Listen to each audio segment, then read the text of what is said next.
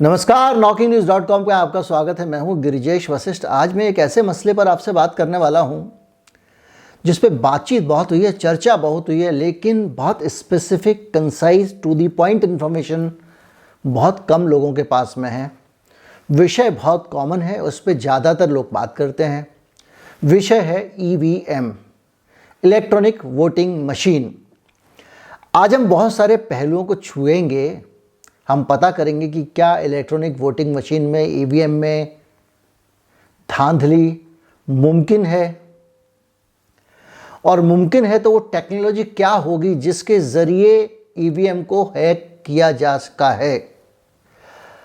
ये 2022 है। 2010 में ही EVM को आज से 12 साल पहले हैक करने की टेक्नोलॉजी सामने आ चुकी थी। 12 साल में वो टेक्नोलॉजी कितनी आगे बढ़ गई होगी, उसमें क्या क्या चीज़ें निकली होंगी, ये कल्पना से परे है। तो वो टेक्नोलॉजी क्या थी, कैसी थी, उसको लेकर किस किस तरह से EVM की हैकिंग हो सकती है, आज की स्थिति क्या है, वीवीपैट उस पर कितना काम करेगा, इसी सब पे बात करेंगे। कहीं मत जाइए, चैनल को सब्सक्राइब कर लीजिए। मैं लौट के अभी आता हूँ।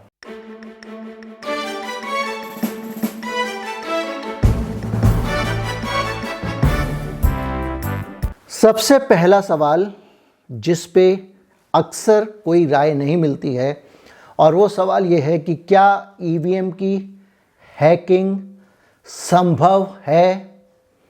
मैं आपसे कहना चाहूँगा कि ये पूरी तरह से संभव है। EVM मशीन को हैक किया जा सकता है। इस मशीन के ज़रिए फेक मतदान किया जा सकता है, और ये कैसे किया जा सकता है इसके बारे में बात करेंगे। और ये भी आपको बताएंगे कि हमारी EVM जो है वो कौन कौन से उसके पक्ष में ऐसे लॉजिक हैं जिनके ज़रिए कहा जाता है कि उसको हैक नहीं किया जा सकता। वो लॉजिक कितने सही हैं, कितने गलत हैं। सबसे पहले मैं 2010 में BBC की इस रिपोर्ट पे आपको ले जाना चाहूँगा। अमेरिका की मिशिगन यूनिवर्सिटी के एक प्रोफेसर हैं, और उन्होंने बाकायदा डॉक्टर प्रोफेसर JLX हेल्डरमैन हैं, और इन्होंने एक प्रोजेक्ट बनाया अपने दोस्तों के साथ में, और एक ऐसा उपकरण बनाया जिसको भारतीय EVM के साथ में जोड़ा गया, और उसके ज़रिए उन्होंने EVM की हैकिंग करके दिखाई। अब आप कहेंगे कि हमारी EVM से तो ऐसा कुछ जोड़ा नहीं होता। तो पहले आप समझिए कि उन्होंने EVM हैकिंग करने के बाद में उसकी टेक्नोलॉजी क्या बताई। उनका कहना यह था कि जो EVM मशीन है उसके अंदर जो आप वोट जमा करते हैं, आप बटन दबाते हैं, वो वोट जमा हो जाता है, दूसरा बटन दबाते हैं, दो वोट जमा हो जाता है।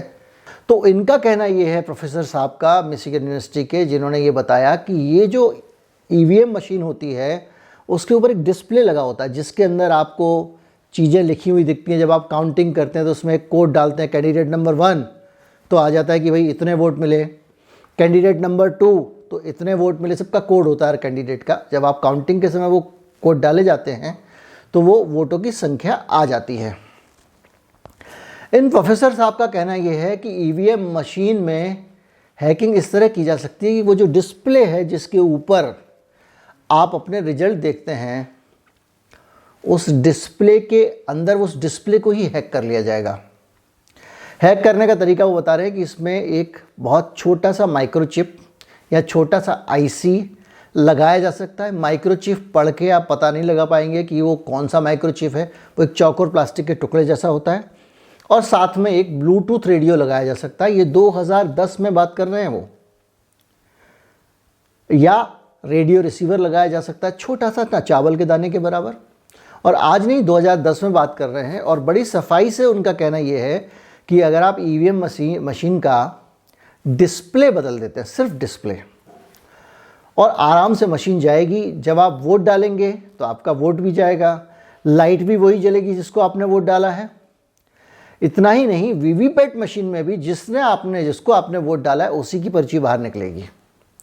तो आप 100% श्योर हैं कि आपने वोट डाला। मशीन के अंदर भी जिस पार्टी को जिसने जितने वोट डाले हैं उतने वोट ही डलेंगे।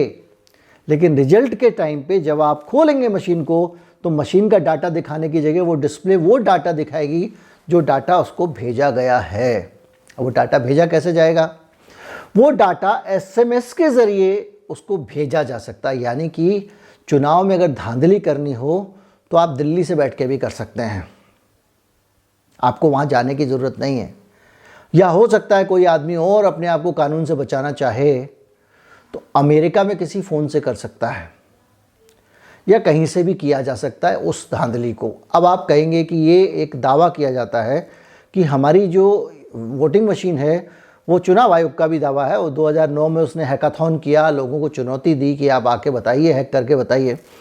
हालांकि उन्होंने मशीन किसी को नहीं दी, सिर्फ कहा हैक करके बता दीजिए, दूर से तो वो तो होता नहीं।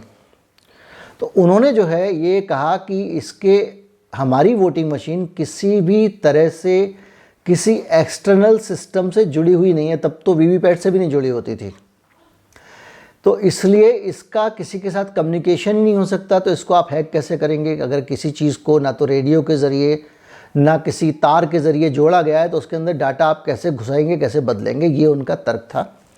उनका कहना था जैसे कैलकुलेटर होता है वैसे एक सिंपल कैलकुलेटर जैसी ये मशीन होती है।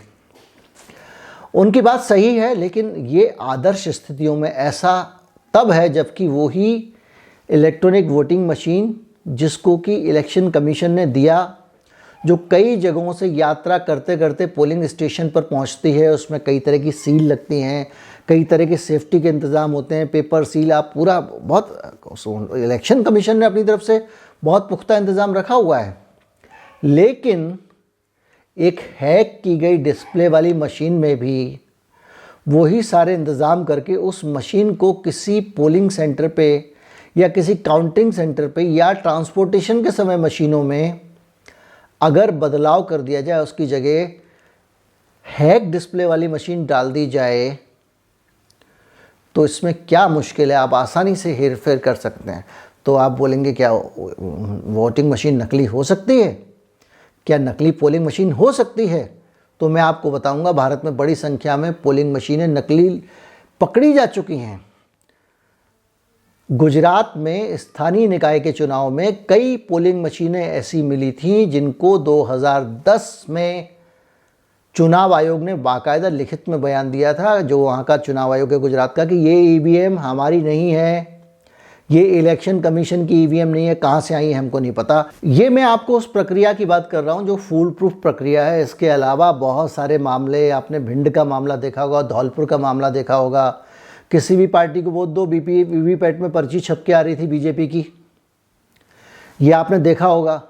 तो ये तो बड़ा एरर है। और लेकिन मैं जितनी बातें आपको बता रहा हूँ ये है पुरानी बातें, 10-12 साल पुरानी बातें। इस बीच में ईवीएम के अंदर कितने बदलाव आ गए होंगे, ईवीएम मशीन में नहीं, ईवीएम चोरी की विद्या में, हेरफेर करने में कितनी टेक्नोलॉजी आगे बढ़ गई होगी इन 12 साल में। जो माइक्रोचिप इतना बड़ा होता था बहुत बारीक हो चुका है। इन 12 साल पहले इतना बड़ा मोबाइल फ़ोन आता था, अब वो बहुत पतला हो चुका है। अब एक क्रेडिट कार्ड के साइज़ का मोबाइल फ़ोन भी हो सकता है। तो लगातार इस तरह से चीज़ें बदली हैं और एडवांसमेंट हो रहा है। और जो आदमी पूरे देश की सरकार, पूरे राज्य की सरकारों को हड़पने की टेक्नोलॉजी रखता होगा, उसका एडवांसमेंट किस लेवल का होगा, किस देश में होगा, कौन सी विदेशी सरकारें उसमें शामिल हो सकती हैं, इसकी आप कल्पना भी नहीं कर सकते हैं। आपको लगता है कि एमएलए का चुनाव जीतने के लिए उसने जुगाड़ कर लिया। अरे अगर अमेरिका, चीन जैसी बड़ी बड़ी ताकतें हिंदुस्तान की सरकार को अगर अपने कब्ज़े में, हिंदुस्तान या किसी भी ABCD देश की सरकार को अपनी पसंद की सरकार बनवाना चाहती हैं, तो ऐसी हज़ारों टेक्नोलॉजी फेंक सकती हैं। जब आदमी फेक वायरस बना सकता है, गेन ऑफ फंक्शन कर सकता है, ऐसे ऐसे वायरस तैयार कर सकता है, चमगादड़ के निकाल के आदमी में डाल सकता है, जैसा आरोप लगता रहा है, तो क्या मुमकिन नहीं है? इन 12 सालों में ये सारी चीज़ें जब होती हैं तो ये कहा जा रहा है कि ईवीएम की जो चिप है उसके अंदर हेरा फेरी नहीं होती, तो आप कैसे बदल दोगे? तो जो मिशिगन यूनिवर्सिटी वाली टेक्नोलॉजी है जो उन्होंने निकाला, वो कह रहे हैं कि भाई ठीक है, आपकी चिप में रखे रहिए, आपकी मशीन के अंदर सारा डाटा है, सारी चीज़ें हैं, जो काम हो रहा है तो डिस्प्ले के लेवल पे हो रहा है। कुछ लोगों का कहना है मशीन तो ख़राब भी हो सकती है, कभी भी ख़राब हो सकती है, टेक्नोलॉजी है। तो भैया टेक्नोलॉजी है तो ऐसी ख़राब क्यों होती है? असम में, भिंड में, धौलपुर में एक ही पार्टी को वोट जाएँ। मैं ये इसलिए ये नहीं कह रहा हूँ कि ये एक ही पार्टी की मशीन है वगैरह, लेकिन सुप्रीम कोर्ट में सबसे पहले कौन गया था? सबसे पहले ईवीएम में धांधली का मसला किसने उठाया था? लाल कृष्ण आडवाणी जी ने उठाया था। सुप्रीम कोर्ट में रिट डालने कौन गया था? जो आज बीजेपी का प्रवक्ता है वो गया था। जगह जगह चैनलों के दफ्तर में उस दौरान जाके 2008, 9, 10 में कौन पार्टी के लोग डेमो कर रहे थे कि ईवीएम में ऐसे हैकिंग हो सकती है, वैसे हैकिंग हो सकती है, जा जाके कंप्यूटर से हैकिंग करके दिखा रहे थे। तो इसका मतलब ये है कि 2009 और 10 में कुछ लोग ईवीएम हैकिंग कैसे होती है ये जानते थे, और जो लोग जानते थे हो सकता है बाद में उन्होंने कहा कि चलो ठीक है, इसका इस्तेमाल हम ही करते हैं। इसमें कौन सा मुश्किल है? वीवीपैट की बात मैंने आपको बताई दी, और ये भी बताया कि मिशिगन यूनिवर्सिटी का कहना है कि ईवीएम का सिर्फ डिस्प्ले हैक किया जाता है, और जब आप वोट डालेंगे तो पर्ची भी वही निकलेगी जैसा मैंने आपको बताया। एक और बड़ी बात, वीवीपैट आने के बाद ईवीएम को बचाने के लिए आप ईवीएम के खिलाफ कोर्ट ना जाएं, ईवीएम के खिलाफ आप शिकायत ना करें, ईवीएम के खिलाफ आप मसला ना उठाएं, फेक वोटिंग की शिकायत ना करें, तो एक कानून ऐसा बना दिया गया है कि आप कंप्लेंट डालने से पहले 10 बार डरेंगे। आप एक गांव में रहते हैं, गरीब आदमी हैं, आपके कुछ थोड़े बहुत आपके काम धंधे हैं, अब आप वोट डालने जाते हैं और ईवीएम में जैसे ही आपने बटन दबाया ए पार्टी का और वोट चला गया, आप वीवीपैट में दिखा बी पार्टी को, या लाइट अलग जल गई। अब आप वीवीपैट की कंप्लेंट करने के लिए जाएंगे तो सबसे पहले आपको जो पीठासीन अधिकारी है वो ये बताएगा, देखिए आपकी शिकायत गलत निकली तो 6 महीने की सज़ा हो जाएगी। तो आप क्या करेंगे? आप कहेंगे छोड़ो चक्कर यार, जिसको वोट डालने दो, 6 महीने की सज़ा का बवाल कौन मोल ले। ये प्रावधान किया गया है। वीवीपैट की पर्चियों के साथ में ईवीएम के वोट्स के मिलान की मांग लंबे समय से हो रही है। चुनाव आयोग उस मांग को नहीं मान रहा है, क्योंकि अगर ये मिशिगन यूनिवर्सिटी वाली जो जुगाड़ है, जो हैकिंग है, वो लागू की जाती है। देखिए हैकिंग बहुत सारी हुई, किसी ने विधानसभा में करके दिखाई, किसी ने कहीं करके दिखाई, लेकिन मैंने किसी का भी यहाँ जिक्र नहीं किया, क्योंकि मैं जो चीज़ ज़्यादा लॉजिकल लग रही है उसी पे आपसे बात करूँगा। तो अगर ये हैकिंग है आपकी, जिसको कि आप कहते हैं कि मिशिगन यूनिवर्सिटी वाली आप करते हैं, तो बड़ा आसान होगा। अगर आप वीवीपैट से काउंटिंग कराते हैं तो बहुत आसान होगा ये पकड़ पाना कि डिस्प्ले हैक की गई है या नहीं की गई है, लेकिन चुनाव आयोग उसको टालता आ रहा है। एक और पॉइंट बार बार उठता है, और वो पॉइंट ये उठता है कि हर जगह जो भी कंप्यूटर होता है, जिसके अंदर जो भी चीज़ें कंप्यूटराइज होती हैं, इसमें ईवीएम में एक फर्मवेयर होता है, कहीं पे सॉफ्टवेयर होता है। तो ईवीएम का जो फर्मवेयर है, उस फर्मवेयर के अंदर की कोडिंग क्या है, क्या उसको बनाने वाली कंपनी भारत इलेक्ट्रिकल्स लिमिटेड ने उसकी कोडिंग के बारे में कोई जानकारी हमारे चुनाव आयोग को दी है? कोई जानकारी नहीं दी है। जापान में इसके अंदर की चिप बनती है, ईवीएम की चिप जापान में डिज़ाइन की गई हैं। जापान ने उसमें क्या डिज़ाइन किया है हम सब नहीं जानते हैं। तो क्या चुनाव आयोग को ये पता नहीं होना चाहिए कि जिन मशीन्स का इस्तेमाल कर रहा है उसके अंदर कोडिंग क्या है, उसका सॉफ्टवेयर क्या है? और चुनाव आयोग सबसे बड़ी बात यह है कि अगर हैकाथॉन करता है तो जो पार्टियां हैं उनको वो अपनी पोलिंग मशीन क्यों नहीं देता है, जिसके ज़रिए वो उनकी जो चाहें जांच पड़ताल कर सकें। ये कई सारे सवाल हैं।